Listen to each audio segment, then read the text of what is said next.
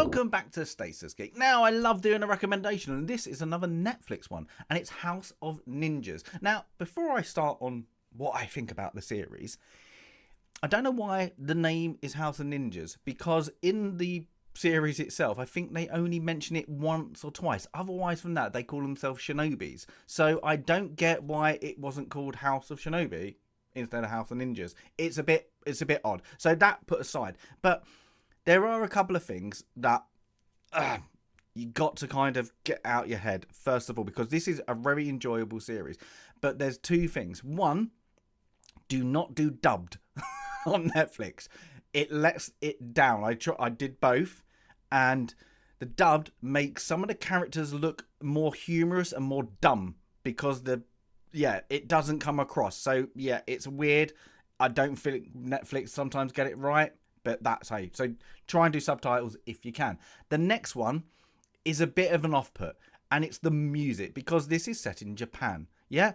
And it's supposed to be a little bit humorous at points, but most of it's a psychological drama about the family dealing with a death and how they go on, striving for it. Spoilers, I'll get to spoilers in a minute about the death. But there's the music. They pop Western music, really poppy Western music in scenes that they don't fit. And it's really off-putting because you're having this Japanese drama and then Western music. And it's like, that shouldn't be there. So I don't get why they did that, why it was the choice. I'm guessing it was Netflix pulling the strings saying we need that, we want that. I don't know. But it's a bit off-putting. But apart from that, this is about a family unit. We're going to call them ninjas because that's what House of Ninjas. Yeah, of ninjas. Yeah, and it's about their struggle with the death of their eldest son. Yeah, and the father goes, "We're not doing this anymore." That's the most simplest way you can do the plot line. But of course, things happen that they have to get back into it because they are one faction and there's another faction. The baddies in this. Yeah. And it's all, fight. The fight scenes are great, by the way. But this is about them dealing with it, and then the other family members still wanting to, be ninjas, I suppose. Yeah? And then something happens. Spoilers. Big spoilers. If you've not watched it, go away. Is the eldest son isn't dead. He's now part of the baddie faction. Yeah? And he becomes the leader and all that at the end, but it's that betrayal. So it's like the loss, betrayal, and them all growing up in their own, I suppose, unique ninjaism, if that's a thing, within the family thing. But it's not that. You have great stories with every member. Yeah, the middle, I suppose, child. Yeah, the son. He got a bit of love interest, really good. They're playing off that and how they investigate things because they're trying to find out what is going on with all these deaths as well. And then the ending, I can't give the ending away. I don't want to because I like the ending because you kind of second guess yourself where it's going to go. And like the fight scene at the end, really, really like. Yeah. So there's a guy in it, the main baddie, I suppose, at that point is he thinks he's a god. He thinks he's on things, and there's a great bit. It reminded me of Monty Python because he loses his arm and he like that's not a scratch, and he tries to put it back and he's like blump because he thinks he's a god. It's a very good bit. So there are the humor, kind of dark humor bits into it.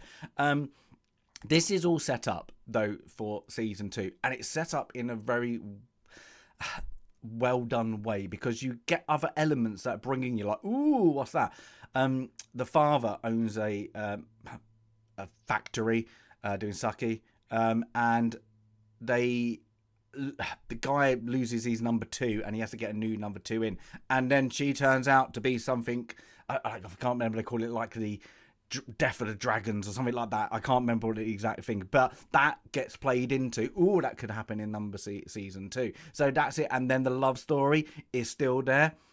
And there's loads of underground networks. It's so complicated, but it all merges all heavily well to make a great series. So I'm going to recommend it. I don't want to give too many spoilers away for this one. I know I did slightly, but you could see that coming.